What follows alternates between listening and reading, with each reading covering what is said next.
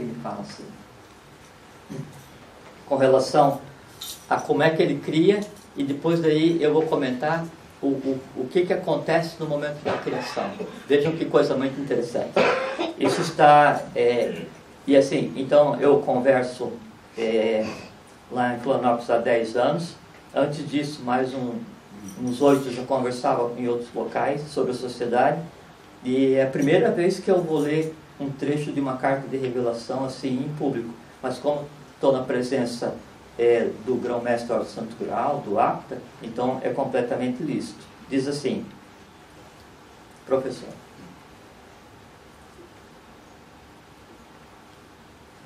respeito é bom, ele gosta de coisa. Vou ler do professor. Ninguém tosse, ninguém faz nada, Então assim, num preito da mais profunda amizade paternal, é ele falando para os discípulos, amizade paternal.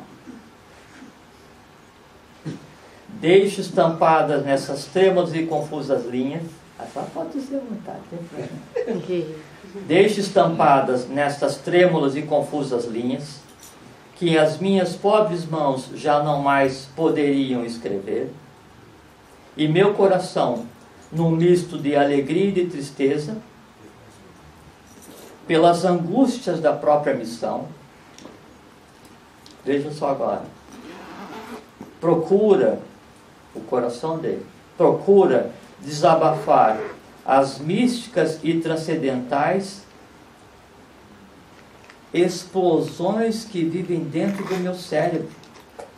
Vejam, é JHS descrevendo a forma como as coisas vêm para a parte humana dele, que é o sistema cérebro-espinhal, para daí ser traduzido na escrita. Então, as explosões que vivem dentro do meu cérebro, alucinadamente, sedento de vô-las ofertar, como novíssimas revelações que fortalecerão ainda mais os laços que nos unem por toda a eternidade, como membro que sois da família espiritual JHS.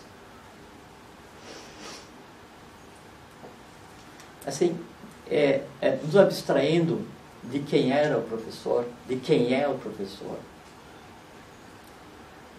dá para perceber, assim, e se a gente for analisar só a questão Henrique, a questão do ser humano, dá para perceber a grandiosidade da pessoa, que ele está passando por um processo de criação de alguma coisa que está reescrevendo a história do humano e do divino, está reescrevendo o visível e invisível, e ele se preocupa em rapidamente, né? É o termo que o professor usa, alucinadamente sedento de vô-las. Então ele se preocupa em, tão logo aconteça, no momento em que está acontecendo, escrever para ofertar para os discípulos, os quais ele considera filhos espirituais. Percebem a maneira como então é criado o processo? Vou repetir para vocês.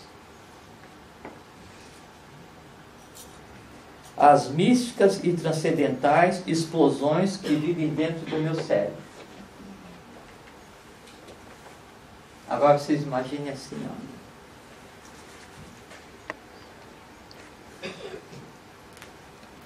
um ser preparado para ficar pouco tempo na face da Terra e voltar para o seu lugar de origem. Um ser que por 83 anos foi preparado para vir passar esse pequeno tempo na superfície, porque é um habitat que não lhe pertence, não lhe faria bem. Intencionalmente ele decide, não, eu vou ficar e vou tocar esse negócio adiante. Às custas já de início da sua saúde, quando ele inicia Samyama e tem que passar por sessões de materialização para atrair aqueles que fariam parte da obra. Já aí ele começa a entrar na grande vereda do sacrifício. Por isso que ele fala, eu sou o maior dos absurdos. Porque começa um processo em que tudo passa a ser novidade, inclusive para ele, despreparado para viver humanamente. E com uma série de funções de estado de consciência, de posição hierárquica, nunca antes unidas em uma única criatura.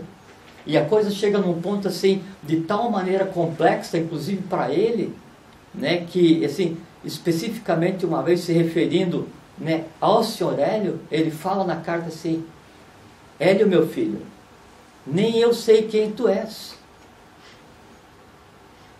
Para vocês terem uma ideia do quão complexo era assim, você estar pegando o universo inteiro, mudando hierarquia, trazendo o que era invisível para tornar visível, criando no invisível, tornando visível, deixando as coisas para ser descobertas, consolidadas, ancoradas, porque mudariam a humanidade, a divindade, mudariam, trariam a Agartha para a face da terra, mudariam, restabeleceriam, sobe e redime Atlântida, sobe e redime Lemúria, colocar a coisa toda em ordem.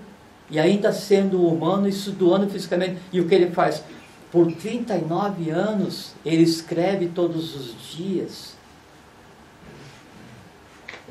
E não tinha internet, não tinha WhatsApp, não tinha Facebook. Era uma doação assim.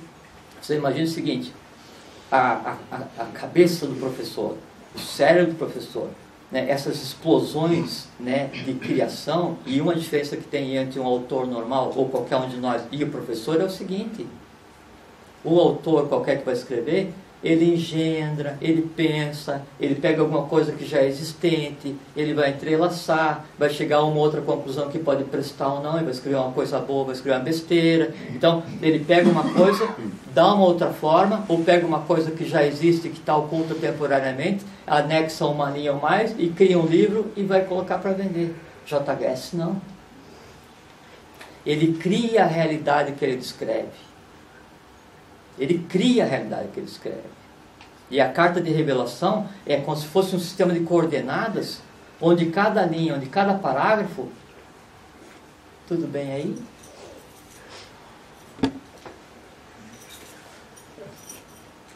Tudo bem aí? Faz parte, eu acho. Ótimo. Então, ele cria, ele ancora, então, ele faz com que a coisa toda esteja dada, doada ali, escrito. Então aquilo dali é um sistema de coordenadas, onde cada linha, cada parágrafo está ligado a uma realidade que não é que ele descreveu, não é que alguém foi e contou para ele. Não, ele, com a autoridade que ele tinha, ele criou o evento. Então as cartas de revelação, na qual está embutida a ciência de JHS, acima de tudo, elas são o diário da vida antropomorfizada do maior conglomerado de consciência que já botou os pés na Terra nesse tempo que ela existe.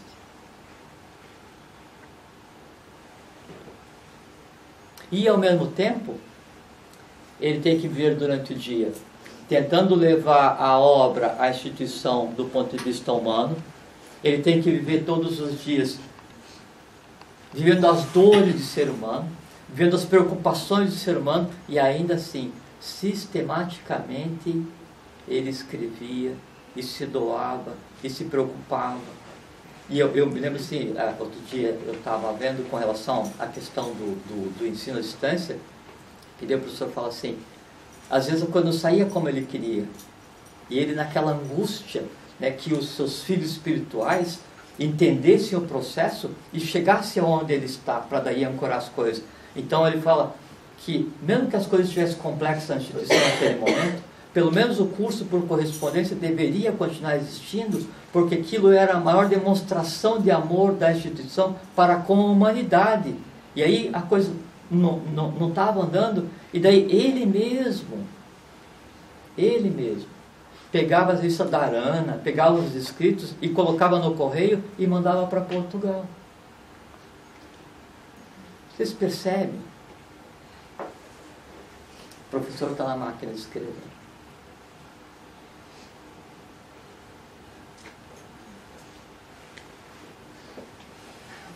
Eu vou ler aqui. assim, alguma coisa assim, às vezes a gente tem que dar uma paradinha, daí, aí vocês vão ter que ter um pouquinho de paciência hoje, porque o negócio é complexo.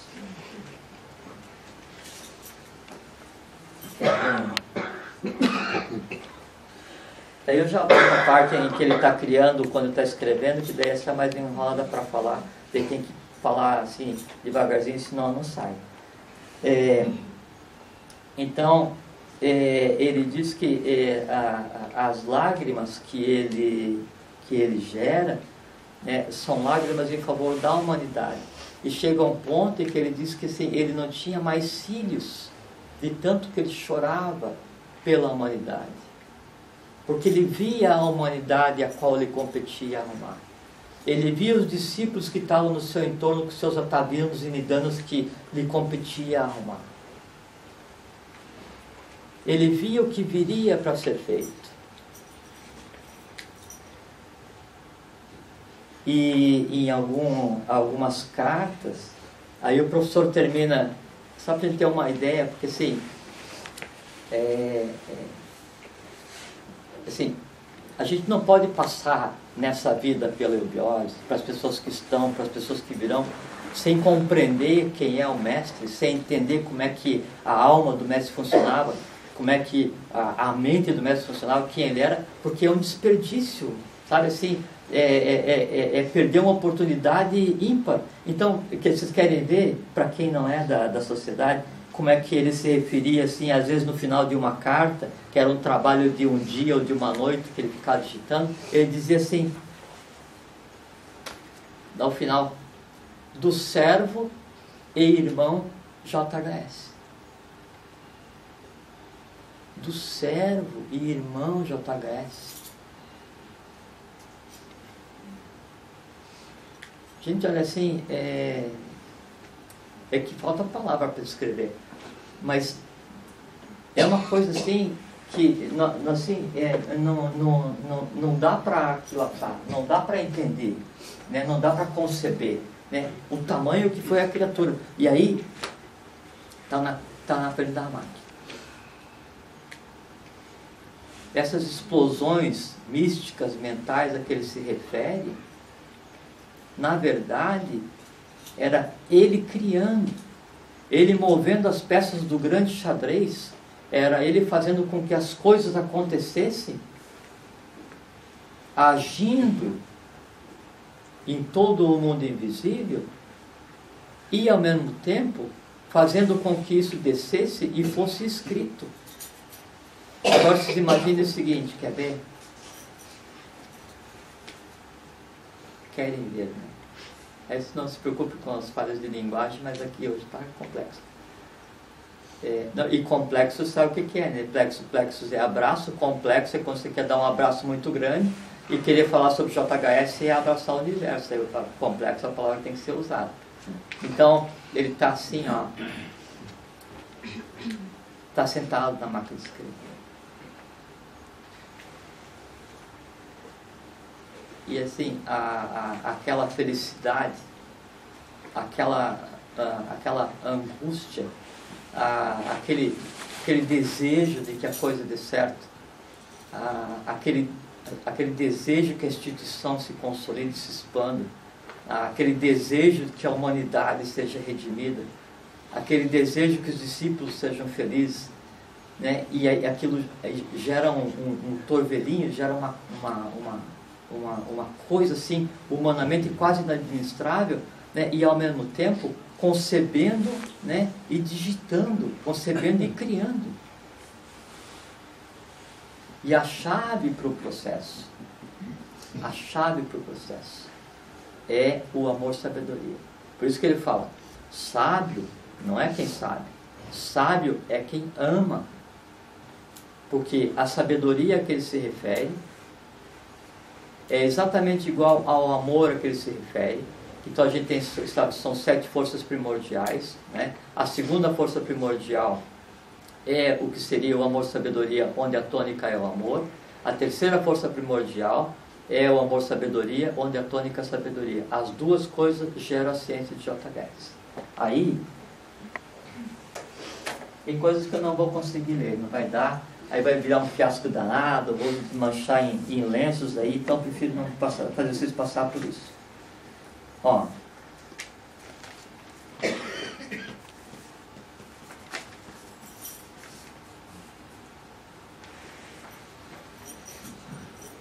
Não, isso não vai. Desculpe, mas não vai dar. Vamos só falar. Então, assim, voltando ao início da conversa. A ciência do professor é amor-sabedoria. A única maneira de compreender o professor é sendo o reflexo dele mesmo. Em sendo o reflexo dele mesmo, a gente faz o que a gente conversa, você sabe o que é o pramana, que é você ir no lugar onde a coisa está, né, e aí vibrar na mesma altura dessa coisa, e parte dessa coisa passa a fazer parte de você. Isso é ser reflexo de si mesmo. No momento em que se consegue essa identidade, então começa a se compreender não só o que está na carta de revelação. A gente começa a compreender o que não está na carta de revelação. E a gente começa a compreender, e aí é que é a beleza da coisa.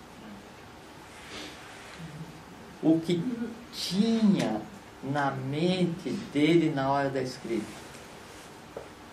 E uma boa nova que eu gostaria de falar para vocês, eu não vou continuar porque eu não vou conseguir continuar. Tá? Então hoje vocês vão ter que me desculpar, mas é impossível, não consigo. Então uma boa nova que eu queria falar para vocês, então a gente falou sobre a obra, né, sobre o autor, o que foi escrito, a ciência desse autor, né, esse amor, sabedoria que tem que ser fraternidade. Mas então, se falar boa nova é o seguinte, o conhecimento acadêmico que a gente vai adquirir na sociedade, ou que a gente adquire ao longo da vida na sociedade, ele tende a se transformar em sabedoria. Que a sabedoria é a aplicação prática do conhecimento à minha vida, à vida de cada um, para a gente transformar o entorno. Sabedoria é grandes coisas, é só um entulho filosófico e tende a nos transformar em trogloditas filosóficos ou trogloditas esotéricos, quer dizer que não adianta nada, só atrapalha a vida. No momento em que a sabedoria passa a ser usada para contribuir para a melhoria da vida da humanidade ou do entorno, aí ela se transforma em fraternidade. No momento em que a fraternidade ela se expande e se dirige ao mundo como um todo, aí então ela passa a ser amor fraterno. E uma coisa que é importante saber é o seguinte, então, vocês sabem que se o Sol, que é o Sol físico que a gente vê, ele não se visto como uma antepara, como se fosse um filtro, o que existe atrás do Sol, porque na medida que vai subindo a consciência, é maior a luz. Então, se o que existe atrás do Sol penetrasse integralmente no sistema solar, não existiria o conceito de vida, nem de mono, nem de nada. Então, serve como uma antepara. O que JHS deixou através de sua ciência em cada um de nós, ele é de tal forma intenso e de tal forma ser exteriorizado, que a única maneira de conseguir dar vazão à parte do que JHS deixou através de nós, a parte do que JHS nos ensina através de sua ciência, é amando a humanidade. A única maneira de um discípulo de JHS ter paz é aprender a amar a humanidade, porque em amando a humanidade inteira, então ele dá vazão à parte daquilo que o mestre deixou dentro de cada um. Não vou continuar, só quero dizer para vocês o seguinte, a obra, o autor que é JHS, não é?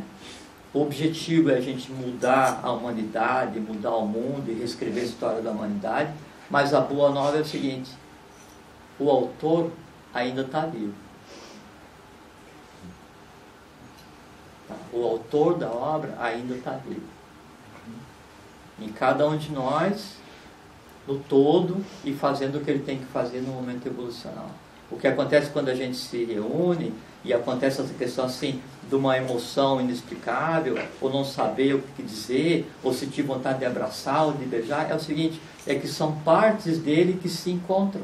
E é natural, é uma força quase física. Aí a única forma de exteriorizar é com um sorriso, com um beijo, com um abraço e com aquela coisa inexplicável, né? E que a gente tem experienciado aqui. Então o que eu desejo para vocês é que vocês compreendam pelo menos assim, que a ciência que ele fala é exatamente igual o amor. Que a sabedoria que ele fala é exatamente igual o amor. E que o sábio não é o que sabe, sábio é o que ama. em aprendendo a amar os outros, em aprendendo a amar a si mesmo, em vivendo o bom, o bem e o belo, vocês estão vivendo eubioticamente.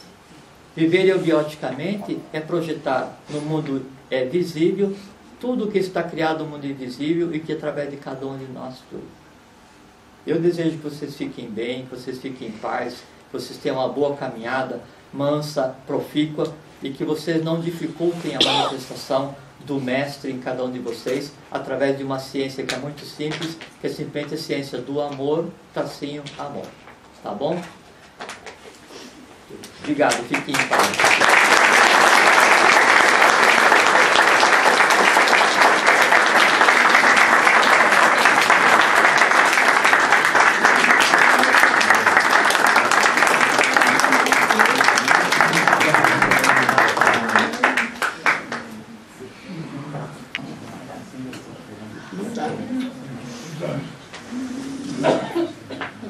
Você se lembra daquele dedicatório que o pai fez para mim, aquele dia com o bebê, falando de amor?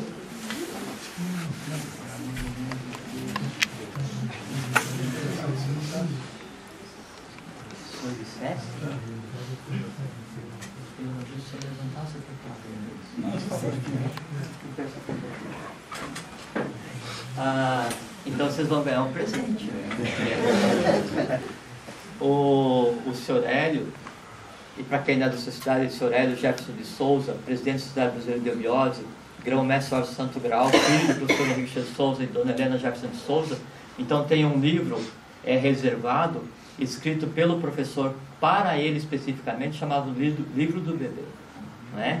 E aí tem uma dedicatória, onde o professor fala para ele a respeito do amor. E aí quem vai falar para vocês a dedicatória é o próprio ele. Tá bem? Então, um segundo só. Desculpe falar sentado, porque a perna realmente não... Tá ligado, será? Tá ligado? Tá. Bem, um ano ou dois depois da descida do pai, a minha irmã achou no escritório dele um livro, escrito Livro do Bebê. E nesse livro, o Jorge estava falando de amor, ele fala muito de amor porque ele faz uma dedicatória muito bonita para mim. Ele diz: Hélio, esse é o diário que te oferecem teus pais. Semelhante aos demais seres da terra, no entanto, teu espírito para acima de todos eles como estrela bendita a luzir. Por isso serás sempre o incompreendido, o enigmático, para o qual nem mesmo esse diário possui valor. Compreender-te-ão, entretanto, todos aqueles que envolvem a vida de seus pais, os gêmeos espirituais. Procura cada vez mais subir e elevar o grande mistério que envolve a vida dos três, tu e eles, se não ainda de teu irmão Walter Orion de Souza, que será sempre o seu espiritual escudo aos olhos dos homens e dos deuses. Rio, 9 de março de 1938. Eu tinha 8 dias de nascido.